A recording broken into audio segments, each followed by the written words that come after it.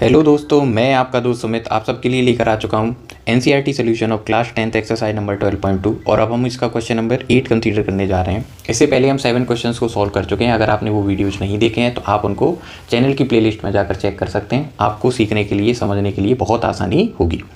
अब आप question number 8 को देखेंगे। इस क्वेश्चन नंबर 8 में उन्होंने बोला हुआ है ये स्पेरिकल ग्लास वेसल, जो ग्लास वेसल इस क्वेश्चन में है वो स्पेरिकल है। हम देख पा रहे हैं कि जो फर्स्ट पोर्शन है इस डायग्राम का ये स्पेरिकल पोर्शन है।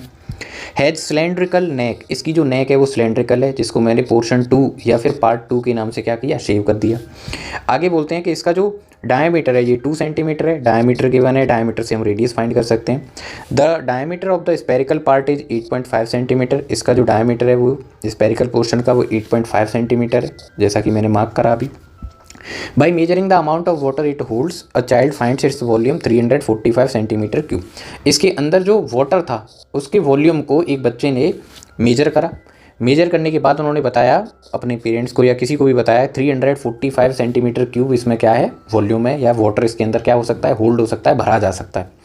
Check whether C is correct. अब आपको चेक करना है कि उन्होंने जो आंसर दिया है क्या वह सही है। Taking the above as inside measurement, आपको जो मेजरमेंट गिवन है वो अंदर वाले मेजरमेंट गिवन है, ठीक है। इस क्वेश्चन में आपको पाई का वैल्यू 3.14 कंसीडर करना है। अब इस क्वेश्चन को सॉल्व करने के लिए आपको पाई का जो वैल्यू है उसे 3.14 कंसीडर करना है। अब जो ऊपर जो आपको मेजरमेंट गिवन थे उन मेजरमेंट्स को आप बहुत तरीके से लिख लो। सबसे पहले सिलेंड्रिकल पोर्शन की आप रेडियस और हाइट को लिख लो। तो सिलेंड्रिकल जो पोर्शन था उसके लिए हम मेजरमेंट लिखेंगे फॉर cylindrical portion जो आपको डायमीटर गिवन था वो आपको 2 सेंटीमीटर था। जो सिलेंड्रिकल पोर्शन था उसका जो डायमीटर था उसे D1 से शो करता हूँ, ये 2 सेंटीमीटर था।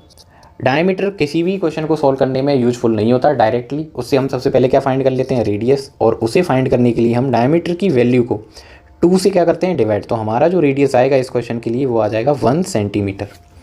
अब हमें इस क्वेश्चन की सिलेंड्रिकल जो पोर्शन है उसकी हाइट के बारे में उन्होंने कमेंट कर रखा। इसकी जो हाइट थी वो 8 सेंटीमीटर गिवन है। एक बार इसको क्रॉस चेक कर लेते हैं क्या सच में ये 8 सेंटीमीटर है या नहीं है। तो हम देखते हैं, येस ऑफ कोर्स इसकी जो हाइट है वो कितनी है, 8 सेंटीमीटर है, ओके। इसके बाद बात करते हैं स्पेरिकल पोर्शन की। स्पेरिकल पोर्शन की। तो स्पेरिकल पोर्शन के मेजरमेंट को ब्लैक पेन से लिख लेते हैं जिससे चेंज हो जाए। अब आप यहाँ पर लिख पाएंगे फॉर स्पेरिकल पोर्शन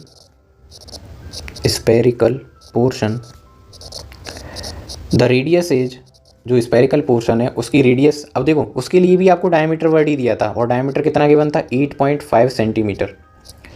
अब आप फिर से वही दिमाग लगाएं कि डायमीटर डायरेक्टली यूज नहीं होता, रेडियस फाइंड करी जा सकती है और इसकी रेडियस को मैं आर से रिप्रेजेंट करता हूँ। और डायमीटर से रेडियस फाइंड करने के लिए जो नंबर्स होते हैं उनको 2 की टेबल से डिवाइड करना होता है। अब आप पॉइंट को यहाँ से रिमूव करेंगे तो आप 1 0 इनहेंस कर सकते हैं, क्योंकि after point there is only 1 digit. तो जो एक्सप्रेशन आएगा, जो नंबर्स आएंगे वो कुछ इस तरीके से आएंगे, 85/20। Both the numbers are divisible by 5, therefore you can divide it. तो जब आप इनको डिवाइड करेंगे 5 की टेबल से 85 को तो यहाँ आ जाएगा 17, और 5 की टेबल से 20 को डिवाइड करेंगे तो ये आएगा 4, और आपका आंसर आ जाएगा 17/4 सेंटीमीटर। अब आपको जो कंटेनर था उसकी कैपेसिटी के बारे में बताना है। Capacity means volume. तो आप लिखेंगे यहाँ पर the volume of the capacity और volume, the capacity of container, जो हमारा कंटेनर है उसकी जो कैपेसिटी है उसे हम लिख सकते हैं वो किस तरीके से लिखी जाएगी, वॉल्यूम ऑफ, जो अपर पोर्शन था वो किस तरीके का था, सिलेंड्रिकल था, तो वॉल्यूम ऑफ सिलेंडर, प्लस जो लोअर पोर्शन है इस क्वेश्चन के लिए वो किस तरीके की शेप में है, तो आप बोलेंगे कि सर वो स्पेरिकल पोर्शन है, वॉल्यूम ऑफ स्फीयर। हम दोनों ही ऑब्जेक्ट के वॉल्यूम लिखेंगे, उनको अलग अलग। सबसे पहले तो फॉर्मूले राइट करेंगे। तो वॉल्यूम ऑफ सिलेंडर का फॉर्मूला क्या होता है, आप थोड़ा सा दिमाग लगाइए। वॉल्यूम ऑफ सिलेंडर का फॉर्मूला बताइए मुझे क्या होता है। तो आप बताएंगे सर आप इसको मार्क करो πr²h। अब आपको चेक करना है कि जो मैंने सिलेंडर के लिए सफिक्स यूज करे थे वो 1 थे। तो आप यहाँ पे लिखेंगे कि जो पाई आर के नीचे भी आपको 1 मार्क करना पड़ेगा और एच के नीचे भी, क्योंकि मैंने आर और एच को सफिक्स में इनके 1 लिख रखा है। देखिए आप आर और एच के सफिक्स में क्या लिख रखा है, 1, जिससे वेरिएबल क्या हो जाए, डिफर हो जाए। प्लस इसके अलावा आपको वॉल्यूम ऑफ स्फीयर लिखना है। स्फीयर के वॉल्यूम का फॉर्मूला होता है 4/3 πr3, और इधर जो आर है उसको आर से ही रिप्रेजेंट किया है, तो यहाँ आपको कोई भी सफिक्स मार्क करने की ज़रूरत नहीं है। आप अपनी तरफ से करना भी मत। अगर आपने इनिशियली जो वेरिएबल यूज किए हैं आप थ्रू आउट द क्वेश्चन उन्हीं वेरिएबल्स के साथ सॉल्व करेंगे। अभी आप छोटे बच्चे हैं इसलिए आपको बताया जा रहा है। इसके बाद अब आप क्या कर सकते हैं, यहाँ से अब आप पाई कॉमन ले सकते हैं। पाई कॉमन आ जाएगा, दोनों ही एक्सप्रेशंस में पाई आ रहा है तो आपने पाई को कॉमन ले लिया। ओके, पाई को कॉमन लेने के बाद जो नंबर्स बचे हैं वो किस तरीके से बचेंगे, तो आप बोलेंगे कि जो फर्स्ट एक्सप्रेशन है उससे r1² और h1 बचेगा, तो r1² h1। और जो आपका सेकंड एक्सप्रेशन है वहाँ से 4/3 r³ बचेगा। इस तरीके से आप इनको मार्क करेंगे। इसके बाद आप क्या कर सकते हैं, इसके बाद आपको इसकी वैल्यू रिप्लेस करनी होगी। तो पाई का वैल्यू हम सबसे लास्ट में रिप्लेस करेंगे। r1 का वैल्यू हम चेक कर लेते हैं। r1 का जो वैल्यू है ये है 1 सेंटीमीटर और h1 का है 8। तो आप इन दोनों को लिखो 1² × 8 + 4/3 और जो हमारा स्पेरिकल पोर्शन है उसकी रेडियस है 17/4। तो इसे आप 17/4 क्यूब करना है। क्यूब करने के लिए सेम नंबर को हम 3 टाइम मल्टीप्लाई करते हैं। इसी तरीके से अगर किसी नंबर का अगर हमें किसी क्वेश्चन में स्क्वायर करना पड़ जाए तो हम उसी नंबर का 2 टाइम क्या करेंगे, मल्टीप्लाई। क्यूब होगा 3 टाइम, स्क्वायर होगा 2 टाइम। अब 1 का जो स्क्वायर होता है वो तो 1 ही होता है, और 1 और 8 का आप मल्टीप्लाई करोगे तो आप बोलेंगे इसमें तो आप कैसी बातें कर रहे हो, ये तो सबको पता है 8 1 जा 8। इसके बाद अब आपको क्या करना होगा, इसके बाद आपको सॉल्व करने के लिए इन सारे नंबर्स को क्या करना चाहिए, सिंप्लीफाई कर लेना चाहिए। अब सिंप्लीफाई में एक स्टेप इसमें बहुत ईजी है, तो पहले हम उस ईजी स्टेप को कंप्लीट कर देते हैं। 4 1 जा 4, इस तरीके से ये कंप्लीट हो जाएगा। इसके बाद जो पोर्शन बचेगा वो कुछ इस तरीके से बचेगा, 17 × 17 × 17 डिवाइडेड बाई 3 4 जा 12, 12 4 जा 48। इस तरीके से ये चीज़ें बचेंगी। अब आपको 17 का क्यूब अगर लर्न है तो आप जल्दी से आंसर लिख लेंगे, और अगर आपको लर्न नहीं है तो आपके लिए थोड़ी सी डिफिकल्टी आने वाली है। अब आपको इन 3 नंबर्स का क्या करना होगा, मल्टीप्लाई। तो प्यारे बच्चों 17 का क्यूब तो पता नहीं, लेकिन 17 का स्क्वायर मोस्टली सारे बच्चों को लर्न होता है 289, और इसका मल्टीप्लाई आप 17 से करो। मोस्टली सारे बच्चों को जो 10th में पढ़ते हैं उन सबको 17 की टेबल लर्न होती है। आई होप आपको भी लर्न होगी। 17 से आप 9 टाइम मल्टीप्लाई करेंगे, 17 9 जा 153, कैरी हो जाएगी यहाँ से 15। 17 8 जा अगर आप सॉल्व करेंगे 136 आएगा, इसमें आप 15 ऐड करेंगे तो आपका जो आंसर आ जाएगा वो कुछ इस तरीके से आ जाएगा 151।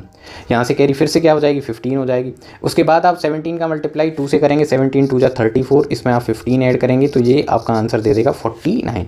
तो मैंने इसका क्यूब करा और आपका आंसर आ गया 4913 डिवाइडेड बाई 48। इस तरीके से ये एक्सप्रेशन सॉल्व हुआ।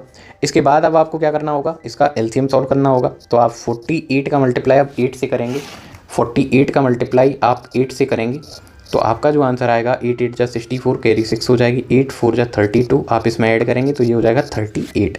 टोटल आंसर आ जाएगा 384 + 4913, और इसे आप डिवाइड करेंगे 48 से।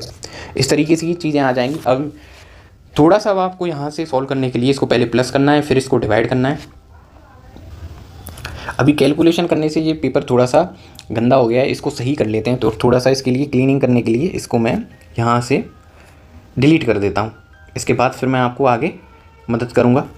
अब देखो, अब आपकी मदद के लिए थोड़ा सा स्पेस अभी ज़्यादा हो गया है मेरे पास, अब मैं इस स्पेस को प्रॉपर्ली यूज करता हूँ। तो अब देखो, इसके बाद मैं आपको 384 और 4913 इन दोनों को सम करने के लिए बोलने वाला हूँ। तो आप तो इसको सम कर ही सकते हैं। तो आप बोलेंगे सुमित ये तो हमारे बाएं हाथ का कमाल है, लेफ्ट हैंड का खेल है, ये तो हम बचपन से करते आ रहे हैं। जब आप इन दोनों नंबर्स को ऐड करोगे तो 4 और 3 आप ऐड करोगे 7 आ जाएगा। उसके बाद 8 और 1 को ऐड करेंगे तो 9 आ जाएगा। उसके बाद 3 और 9 को ऐड करेंगे 12 हो जाएगा, कैरी 1 और 4 और 1 5 हो जाएगा।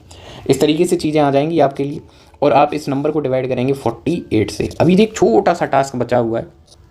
टास्क ये है कि अब हम पाई का वैल्यू रिप्लेस कर लेते हैं। पाई को बहुत टाइम से कैरी करते आ रहे हैं। पाई का वैल्यू मैंने रिप्लेस किया 3.14, इसका मल्टीप्लाई होगा 5297 से, और इसे आप डिवाइड करेंगे 48 से। आप इसे डिवाइड किससे करेंगे, 48 से। सबसे पहले पॉइंट रिमूव कर दो, और आप पॉइंट रिमूव करेंगे तो यहाँ पे आ जाएगा 100। इसके बाद जो नंबर्स हैं उनको आप 2 की टेबल से सिंप्लीफाई करेंगे तो आप सिंप्लीफाई कर सकते हैं। इस तरीके से चीज़ें आएंगी आपके लिए। तो जब आप इसको डिवाइड करेंगे तो ये 2 से डिवाइड करेंगे 157, और 48 2 से डिवाइड हो जाता है 24 टाइम। आपका जो एक्सप्रेशन है वो कुछ इस तरीके से आएगा 157 मल्टीप्लाई 5297, और आपके डिनोमिनेटर में जो नंबर आएगा वो आ जाएगा 2400। अब आपको जो न्यूमरेटर में नंबर अवेलेबल हैं उनका आपको मल्टीप्लाई करना है। तो प्यारे बच्चों, आप इसे अपनी नोटबुक में अभी सॉल्व करके बताओ मुझे कितना आंसर आ रहा है। तब तक मैं भी अपनी नोटबुक में इसको सॉल्व करता हूँ और आपको आंसर बताता हूँ क्या आंसर आने वाला है। तो जब आप इसका मल्टीप्लाई करेंगे तो आपका जो आंसर आएगा वो काफ़ी लॉन्ग आंसर आएगा, 83162.000। इसके बाद पॉइंट तो है ही नहीं, है ना। तो आपका जो आंसर आएगा वो कुछ इस तरीके से आ जाएगा। अब इस आंसर को आपको डिवाइड करना है, अभी यहाँ पे प्रोग्राम ख़त्म नहीं हुआ, अभी तो आपको इसको डिवाइड और करना है 2400 से। अब आप इसको डिवाइड किससे करेंगे, 2400 से। डिवाइड में मैं आपकी हेल्प जरूर करूँगा, क्योंकि मुझे लगता है कि डिवाइड वाला पोर्शन बच्चों के लिए थोड़ा सा डिवाइड वो करना नहीं चाहते, कंफर्टेबल नहीं होता है। तो 2400 से आप डिवाइड करेंगे 831629 को, और चेक करते हैं आंसर क्या आने वाला है। तो 24 3 जा होता है बेटा 72, तो ये हो जाएगा 7200। अब आप इसको माइनस करेंगे तो ये कुछ इस तरीके से आएगा 6 1। 13 से आप 2 माइनस करोगे, सॉरी 3 - 2 1 आ जाएगा, और फिर ये कुछ इस तरीके से आ जाएगा।